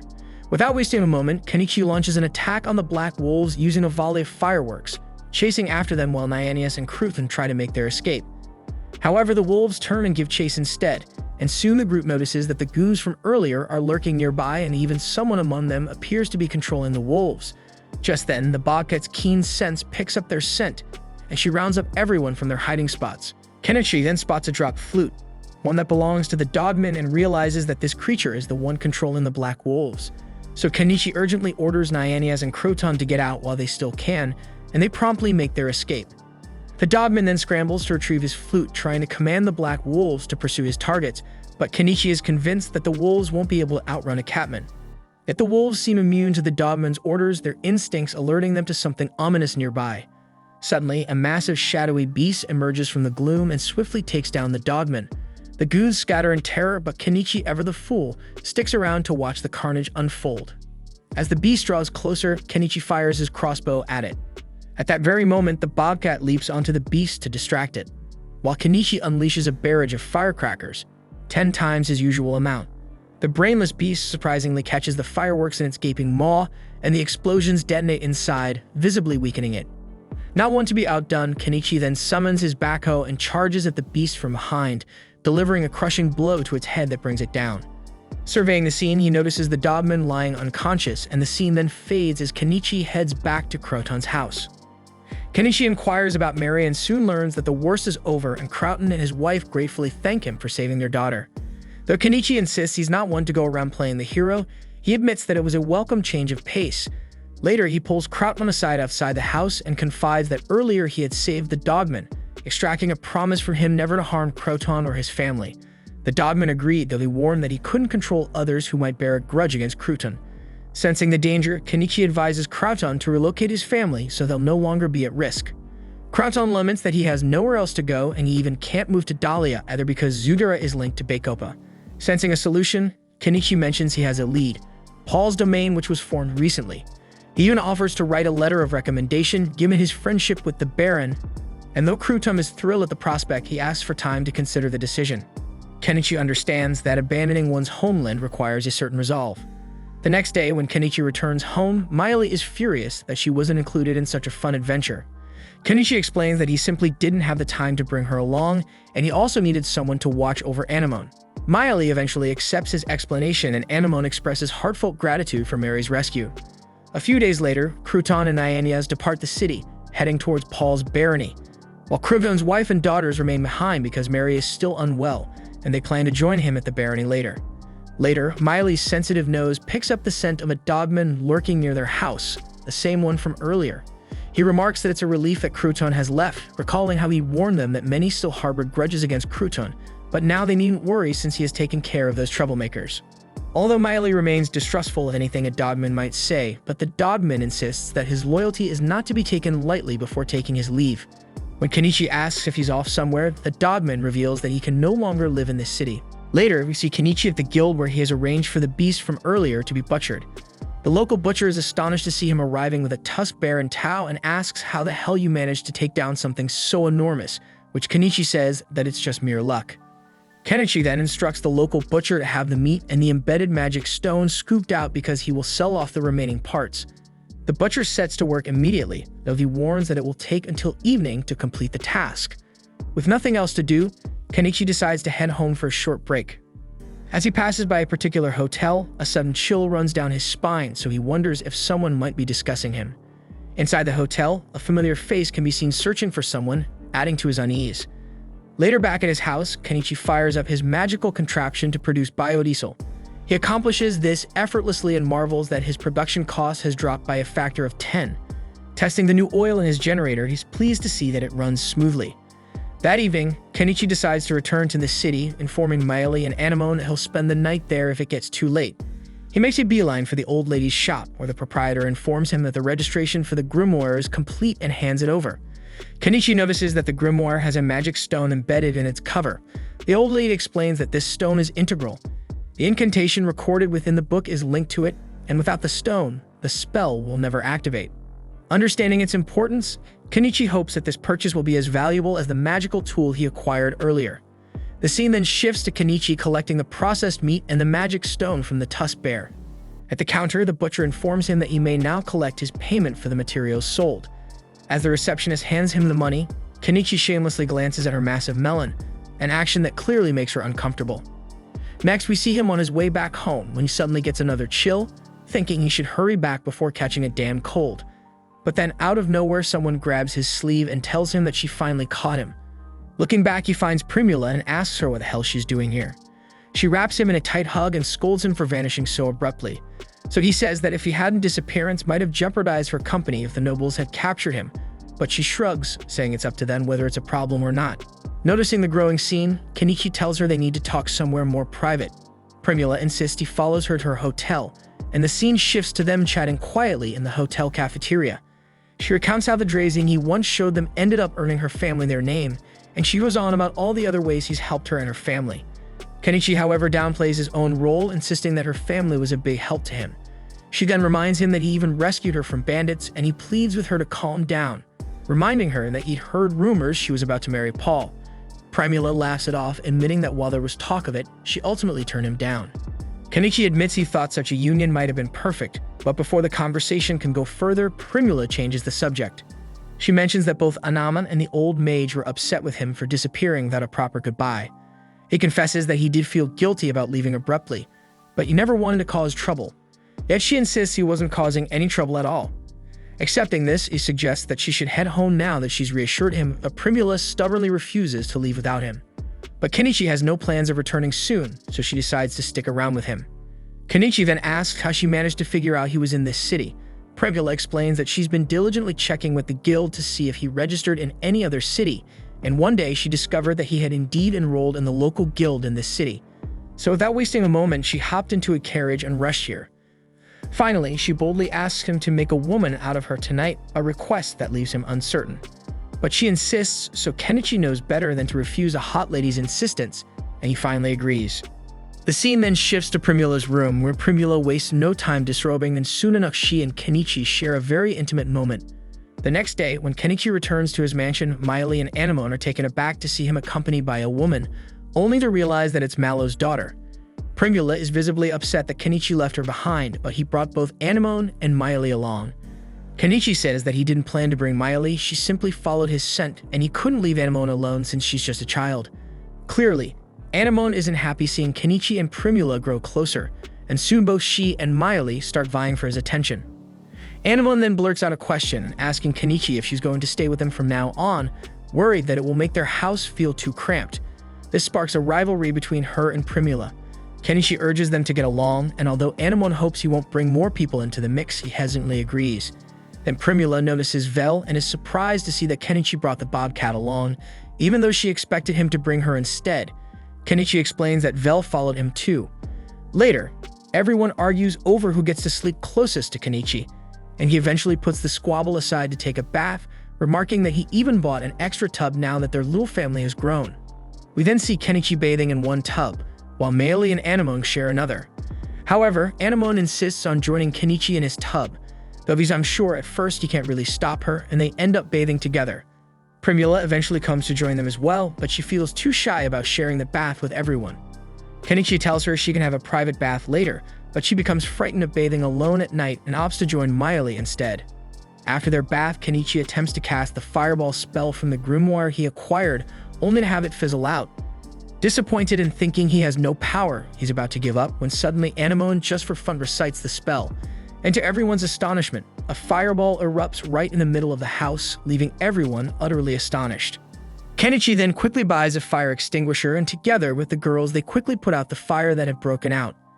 Anemone apologizes for causing the commotion, but instead of being upset, Kenichi is excited and impressed that she managed to use her magic in the process. However, the excitement is short-lived as Anemone suddenly faints. They take her to bed, and by morning her fever has subsided. Kenichi then hands her a can of peaches, which she enjoys immensely. The other two girls are also intrigued by the peaches, remarking that they taste like a fruit fit for nobles. A few days later, once Anemone is fully recovered, Kenichi invites Mayuri and her mom over, since Mayuri too has gotten better. They gather for a lively barbecue featuring tusk bear meat, but Mayuri complains that the meat is too tough and difficult to chew. Agreeing with her, Kenichi tenderizes the meat using soy sauce and a blend of spices before barbecuing it again. This time, the meat turns out delicious and everyone enjoys the meal. After dinner, Kenichi prepares a hearty soup using the leftover bear stew, leaving everyone amazed by how good it tastes. Later, we see that Anemone and Mayuri have finished the picture book they were working on, and Primula exclaims that it has great potential for sales. She decides to start a business in Astrantia based on their creative project, prompting Kenichi to jokes that he might have just ignited her mercantile spirit ass. When he asks her what else she plans to sell besides the picture book, she explains that she intends to market the bear stew and a dish called stewed rinkus. Mary's mom chimes in, confident that these products will sell. After all, she's never tasted anything as delectable even in Astrantia. The others share her enthusiasm, and Mary's mom even offers to help Kenichi's wife sell the goods as a way to repay him for everything he's done for their family. Primula beams at being affectionately dubbed Kenichi's wife, and Mary's mom, drawing on her experience as a waitress, promises to be a tremendous help. Kenichi agrees to the arrangement, and Mary also decides to pitch in. When she asks Anemone what her plans are, Anemone simply declares that she wants to stay with him. The next day, Kenichi drops Primula off in town and buys her a utility cart, sending her off to conduct business. Later in town, Primula and the girls are seen selling their stew, which quickly becomes a hot item. A crowd gathers to sample it, with many insisting that it's sophisticated enough to be served to nobles. However, the atmosphere soars when a group of rough-looking men suddenly appears and begins to stir up trouble. They loudly claim that a bug was found in the stew, launching a frenzied outcry about poor hygiene in their stall. The scene then shifts to Kenichi using his drone to survey the cliff near his house, and he is amazed to discover that the plateau above is teeming with untouched resources. Convinced that there's a treasure trove of materials waiting to be harvested, he listens as Anemone, peering through her binoculars, spots some sparkly stones on the cliff's edge. Curious, Kenichi takes a closer look and realizes he's never seen an ore like this before, so he's got a feeling they'll fetch a hefty price.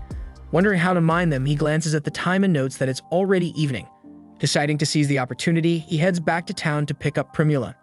There he meets Primula and the others, and she excitedly informs him that they sold out today. Kenichi is surprised by her success on her very first day, but he figures it must be thanks to his good food combined with her sharp business sense. Then he asks who the beast woman with her is, and Primula explains that she saved them when some troublemakers were causing a ruckus at the store. Apparently, she told those men that she'd seen them tamper with the stew by adding a bug, and when they refused to admit it, she pointed out that they likely still had bugs in their pockets as proof.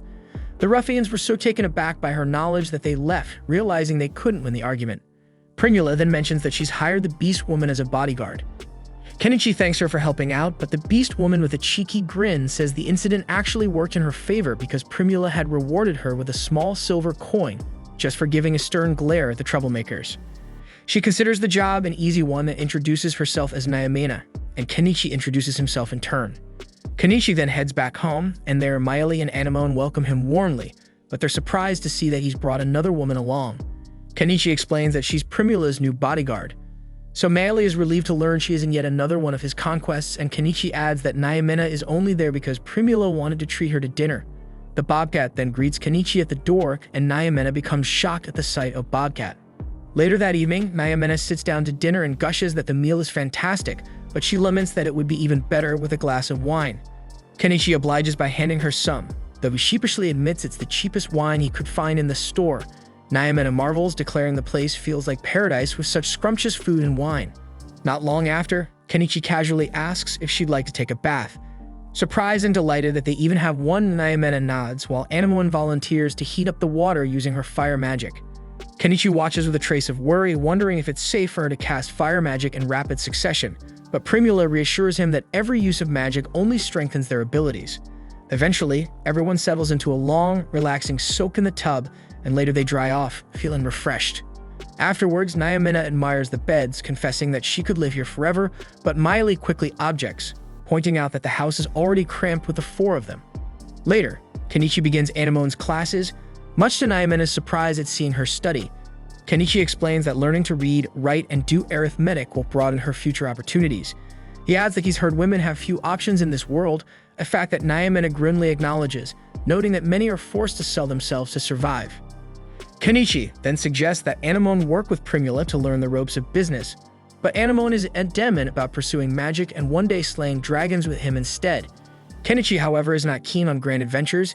He'd much prefer to lead a slow, peaceful life. In the meantime, Primula's stall continues to flourish each day, and Kenichi manages to build a scaffolding to scale the cliff. When he finishes, he notices it's already late. Primula returns from work and asks him if he's just storing all that junk in his item box. He admits he does have many secrets locked away, but he can't reveal everything. And he adds that everyone has a few secrets, and he's sure she has 1 or 2 of her own. Suspicious yet intrigued, she watches as he plants a kiss on her, whispering that now is the time to leave if she wishes, but she refuses to leave him. Naomina is watching the hot scene, hoping they won't engage in such antics in her presence, as it frustrates her. Kenichi then jokingly asks if she doesn't have a man, remarking on how charming she is, but she coolly replies that she prefers to steer clear of useless men. The next day, Kenichi is busy cutting grass around the scaffolding while Primula takes the day off to explore the other side. Once they all climb up, Kenichi reveals that he's also invited Mayuri and her mom to join the outing. They then disperse to pursue various interests, and Kenichi starts drilling into the wall of the cliff. He extracts an ore, examines it, and discovers it's called rhodonite, and a single piece is worth more than 200,000 yen. Excited at the prospect of striking it rich, he mines several more, eventually accumulating a total value about 1 million yen. Later that evening, Kenichi turns his attention to dinner, preparing gyoza with the help of the girls. When the meal is finished, they all sit down to taste it, marveling at how delicious it is, especially considering it's made from bear meat. Primula is particularly impressed by the tangy yellow sauce, which Kenichi explains is called mayonnaise, a condiment that, according to Naomina, has recently become very popular in the empire. She adds that it was even created by a mage using magic, a comment that reminds Kenichi of the ingenious innovator behind double-entry bookkeeping in the pitcher pump. As they continue dining, Kenichi wonders if the mage is also eating gyoza, and then Primula asks if he used magic to make the gyoza, but he insists that his secret lies in a simple recipe: vinegar, eggs, and some oil. Surprised by this down-to-earth method, Primula begs him to teach her the recipe, and he promises to do so later.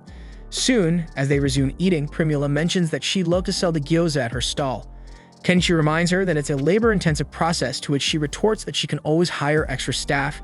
Kenichi smiles, acknowledging that she truly is a full-fledged merchant. Not ready to call it a night yet, Kenichi decides to prepare another dish. This time he cooks a steak, and Naomina thinks that it's so delicious, but then her keen nose picks up a distinct aroma, and Kenichi reveals that it's wine. She eagerly requests a taste, and Kenichi warns her that the wine is potent, but he can't resist her pleading, so he pours her a generous gulp. And before long, she becomes completely drunk and clings to him. Mayuri, disapproving of the display, drags her away, but Naomina assures Mayuri she has no intention of stealing Kenichi away, and she even asks if she can stay with everyone. Mayuri, however, sternly refuses, ordering her to leave immediately. Kenichi intervenes, reminding Mayuri to behave, as Primula still needs her as a bodyguard. Although Mayuri remains wary of Naomina, Primula trusts her and ultimately agrees to let her stay, knowing well that Naomina's interest lies solely in the food and not in Kenichi himself. Later, we see that Naomina has set up her own room in the shed, She casually asks Kenichi if she needs to pay rent, to which he replies that she doesn't. Teasingly, she asks if he's trying to tame her, but Kenichi laughs it off, saying he isn't, and he just wants her to keep helping out Primula. As he moves to leave, Nyamena leans in and playfully asks if he's not going to do anything to her after spending a room alone with her. Just then, Miley steps in, diffusing the tension before anything perv happens. Both Nyamena and Miley tell Kenichi that he's free to do as he pleases with them, leaving him momentarily bewildered about what the hell to do next. A month later, Primula's stall has expanded so much that it's now known as Corolla. She's hired new staff, one of whom is named Iris, who is training to become the chef for a new branch she plans to open. As more time passes, Kenichi reveals that he's managed to mine rhodonite worth 15 million yen. He also mentions that Anemone has started gathering herbs atop the plateau, while Meili and Nyamena have turned the area into their personal hunting grounds. Soon after, it's announced that Corolla has rented a warehouse in the city, and they've begun preparing their products there. Daily profits range from 150,000 to 200,000 yen, with an estimated annual profit exceeding 70 million yen. With enough staff on board to open 2 new branches, Iris has even taken on the role of trainer for the other chefs. Kenichi marvels at this success, remarking that this is the true power of a top-class merchant, and that Primula is operating on an entirely different level than he is. That night, as the group winds down, Primula thanks Kenichi, saying that all her success is thanks to his delicious food. Kenichi reflects that the power of his old world is not something to be trifled with, and he silently hopes that this prosperous trend will continue, though he knows that change is inevitable. Elsewhere, the Queen is in conversation with Princess Lilith. The Queen informs Lilith that the bandits near Dahlia have been defeated, apparently by a mage capable of summoning iron beasts. Lilith comments that such a feat must be a heavy blow to the royalist faction, and she wonders aloud who could have possibly summoned those iron beasts. The Queen then reveals that the mage in question has taken up residence in Estrantia, an unexpected twist of fate that intrigues Lilith. The Queen states that the spirits must have guided him there, hinting that something significant is about to unfold in that region. The following day, Primula introduces herself to Mr. Eupatorium's wife, Canon, and they engage in a friendly conversation about her father's company and their thriving trade business. Meanwhile, Kenichi pays a visit to the old witch to purchase a book on explosion magic. As a kind gesture, the old witch also presents Anemone with a gift, a book devoted to household magic. Later that evening, while gathered with his friends, Primula informs Kenichi that Lady Canon is in need of an elegant brooch. Apparently, during her recent trip to Dahlia City, she had taken notice of the brooches sold by Mallow's company and left the city in a state of discontent. In response, Kenichi hands Primula a beautifully carved stone featuring the likeness of a woman. When Primula examines it, she is struck by the resemblance to Lady Canon. So Kenichi instructs her to present it to Canon, emphasizing that he made it especially for her. The next morning, Miley brings news to Kenichi about some newly discovered dungeons in the area, details she had withheld previously to keep Nyamena in the dark, as she still harbors a dislike for her. Not long after, Anemone declares her desire to join the expedition, and Kenichi readily agrees. Setting off together, the group is captivated by the dungeon's breathtaking beauty, prompting Kenichi to snap some photos with his camera. They soon come across several glittering crystals, and Kenichi employs a rocket tool to collect them, hoping these valuable finds will fetch a fortune. But suddenly, a strange presence emerges, and it's a giant spider, so instantly they brace themselves for battle. Kenichi then fires his crossbow at the monstrous arachnid, but his bolts seem ineffective. Miley then takes aim with her bow, targeting the spider's eyes, which weakens it noticeably. So Kenichi instructs Anemone to use her magic to strike at its eyes as well, but fear holds her back, and the spider launches a vicious attack, forcing the team to retreat. Outside the dungeon, an ashamed Anemone apologizes to Kenichi for her hesitation, and he gently reassures her that she's still too young for such perilous escapades. That night, as everyone soaks in hot water to unwind, Nyamena seethes with anger for not being informed about the dungeon expedition. Undeterred, Kenichi announces that he plans to return to extract more crystals. This time, Nyamena insists on joining the next trip, especially since Primula has taken a few days off from work, and Kenichi agrees.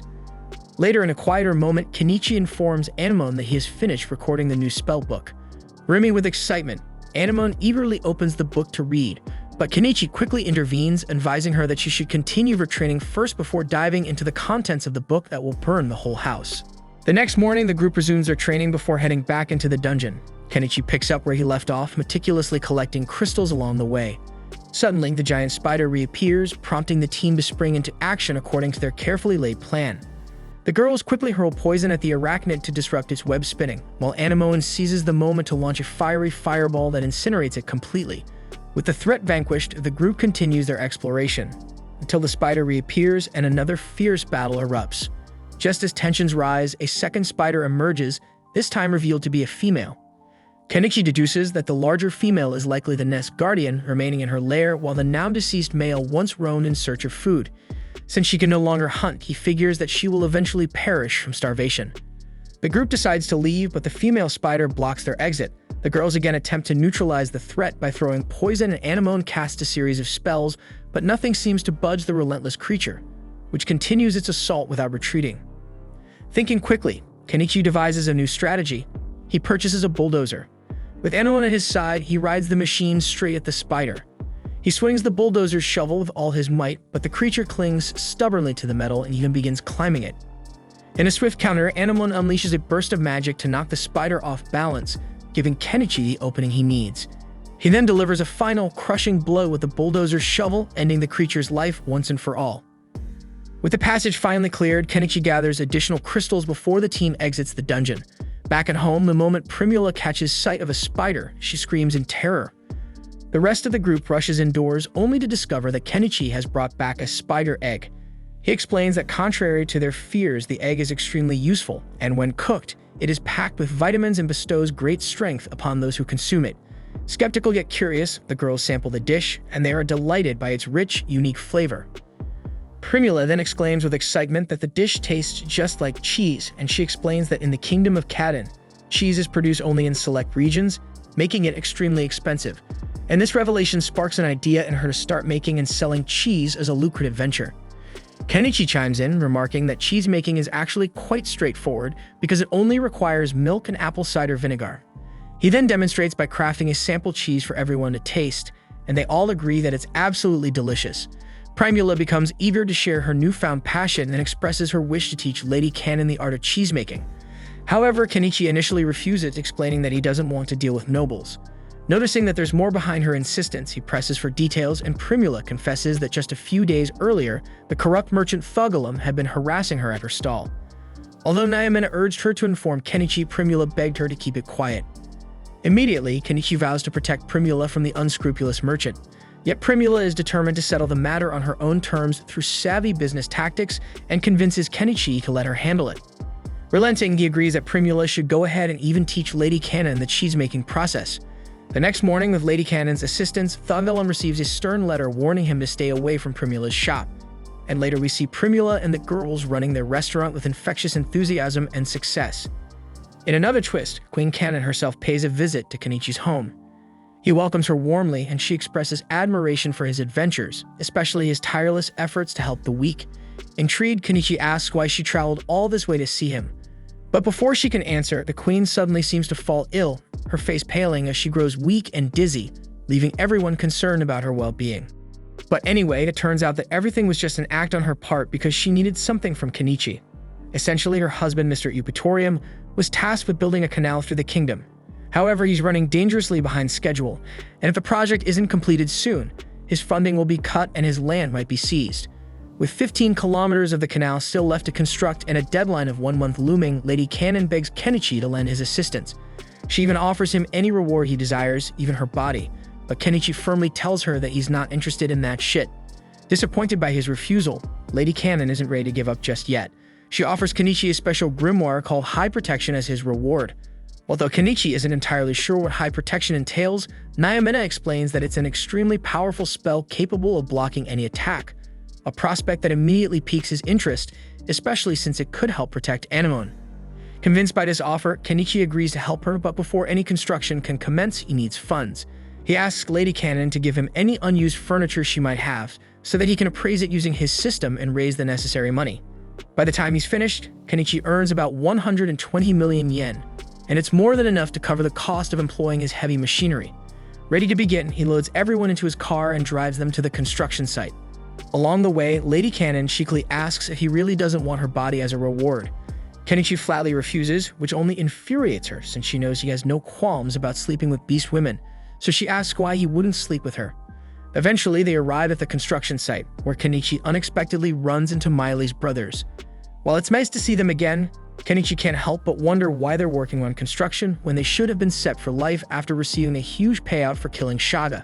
But apparently one tavern led to another, and after one wild night, they're broke once more. Suddenly, Nyamena appears to see what's happening, and immediately, when Miley's brothers catch sight of her, they practically fall in love. Moving on, Lady Cannon introduces Kenichi to Porridge, the man she hired to oversee the construction work. Porridge remarks that she didn't need to come out here in person, but Lady Cannon insists it's important, especially since she's brought someone to help. She explains that Kenichi as a mage will be able to accelerate the process dramatically, though Kenichi modestly retorts that he's just a merchant. In any case, Porridge has no reason to refuse additional help, so he agrees to continue his work and asks Lady Cannon to review the bill for the equipment required. While Lady Cannon examines the invoice, Primula takes a look as well, and she's immediately disgusted by the exorbitant prices listed. She pleads with Lady Cannon to let her handle the bill, and after reading through the entire document, she becomes convinced that Porridge is trying to rip her off. Porridge defends himself, arguing that he needs to make a profit from the deal, and that there aren't any other merchants who could supply 1,000 axes as easily as he could. But he's quickly proven wrong when Primula turns to Kenichi and asks if he can source 1,000 axes. Kenichi promptly purchases the axes from his store and asks Lady Cannon if an axe like this will suffice. She replies that it's perfect, but she's curious about the cost. Primula then chimes in explaining that Lady Cannon would only need to pay 1 silver coin per axe, a ridiculously low price. Lady Cannon is delighted by this offer, and with a smile she asks Kenichi if he's truly comfortable with it, so he casually tells her to think of it as a friend discount. Overjoyed, Lady Cannon declares that she will buy the axes from Kenichi instead and promptly fires Porridge. Enraged, Porridge reminds her that he represents the Thogalum Trading Company and that defying them could spell serious trouble. Kenichi recalls that Thogalum was behind all the issues at Primula's stall and that he wields such influence that even the Lord occasionally seeks his help, so getting on his bad side would surely cause more problems. However, with the construction of the canal taking precedence, everyone quickly shifts their focus to work. Then, since Kenichi's backhoe is going to be used extensively, he knows he'll need a lot of fuel. He pours out 3 basins worth of fuel, and within minutes, the work finally begins. Kenichi's machine proves to be a tremendous asset, accomplishing in mere minutes what would have taken them hours to complete. After a long day of work, Kenichi cooks up a hearty meal for his friends and graciously offers some to Lady Cannon. She's pleasantly surprised that he can whip up such delicious food right in the middle of the forest, and every bite tastes absolutely divine. Noticing Miley's brothers eyeing the food from a distance, Kenichi invites them to join in. But they aren't the only ones feeling the hunger. Nearly all the workers are famished as their usual tavern is in the city and the journey there's far too expensive. Feeling sympathy for the laborers, Primula comes up with a clever idea and asks Kenichi for permission to use his recipe to feed everyone. Of course, she'll still charge a fair price so that the meals remain affordable. The workers are overjoyed to have such nourishing food available, and soon the work site transforms into a festive gathering, much to Lady Cannon's delight at the newfound liveliness. Later that evening, Kenichi sets up a makeshift bath and invites Lady Cannon to use it to freshen up. She's amazed that he can create a proper bath in the midst of the woods. However, as Kenichi prepares to leave, Lady Cannon suddenly grabs his arm and orders him to join her in the bath. Kenichi struggles to resist because technically he is married to Primula and has responsibilities toward Anemone, so he simply can't indulge in such moments whenever he wishes. Lady Cannon, however, admires how deeply Kenichi cares for his family, something she never experienced as her own family barely acknowledged her individuality, caring only about whom she would marry. Kenichi sympathetically remarks that sounds sad, but quickly adds that it's none of his business, and he hurries out of the bathroom before Lady Cannon can make another attempt at seduction. The next morning, Kenichi rises early and immediately notices Lady Cannon hard at work, distributing food to all the laborers. For a brief moment, a mischievous thought flits across his mind. Perhaps it wouldn't be so terrible to make Lady Cannon taste of his Japanese stick. But almost immediately, all the girls crowd around him, clearly picking up on his fleeting thought. He quickly dismisses it, insisting that he wouldn't actually sleep with Lady Cannon because she's married, and he's smart enough to avoid such drama. Lady Cannon, for her part, understands that Kenichi isn't interested in her romantically, but she's determined. With a whole month ahead of them, she's convinced that sooner or later she'll make him give in. A few moments later, Porridge and one of his associates return to the worksite, grumbling that none of the workers have been patronizing the tavern they run. Primula explains that it's because she started selling food at an affordable price right there at the site, so the workers no longer need to travel into the city. She makes it clear that the loss of customers isn't because she stole them, but simply because the tavern's prices were sky high. She adds that if they ever hope to recover, they'll need to be more honest in their business practices. After that, work goes on as usual, and once the trees are felled, Kenichi drives his backhoe to gather all the wood and debris into his storage. Progress on the canal is steady, and by noon, Lady Cannon's servants finally arrive, swelling the number of people on site. Soon, water becomes an issue. Although Kenichi could purchase water from his store, the cost is prohibitive. Instead, he decides to strike a deal with the beast folk. They mention a nearby spring, but it's nearly impossible to access without cat-like agility. So Kenichi offers them alcohol in exchange for fetching the water, and since the beast folk adore alcohol, they eagerly accept his proposition. And before long, the water supply problem is resolved. As the day winds down, and while the beast folk happily indulge in their alcohol, Kenichi announces that he's ready for bed. But just before he can depart, a drunken Lady Cannon clutches his arm and begins dragging him toward the bedroom. Kenichi, however, remains steadfast and refuses to give in to temptation. Instead, he uses her inebriated state as an opportunity to have her sign a paper, clearly stating that she will not try to ambush him again. Sometime later, after Lady Cannon finally drifts off to sleep, Kenichi quietly leaves the guest room and attempts to return to the main house. However, Anemone stops him, complaining that he still carries Lady Cannon's damn scent. Eventually, Mr. Eupatorium's section of the canal is completed just within the 1-month deadline and is officially inaugurated at a ceremony attended by the royal family. Kenichi had hoped to avoid the ceremony entirely, but Lady Cannon pressured him into attending. In the middle of the proceedings, she unexpectedly calls on him. With no choice but to demonstrate the unique magic that made the project possible, Kenichi summons his backhoe and puts on a little show for the audience. The crowd is captivated as he expertly balances a log on the end of the backhoe, a skill so impressive that everyone wonders where he learned to do that. After the ceremony concludes, Lady Cannon is approached by Viscount Thunbergia, who is incredulous that the mage who defeated Shadba is actually in Astrantia. He had been convinced that Lady Cannon would eventually lose her land and be forced to flee the country.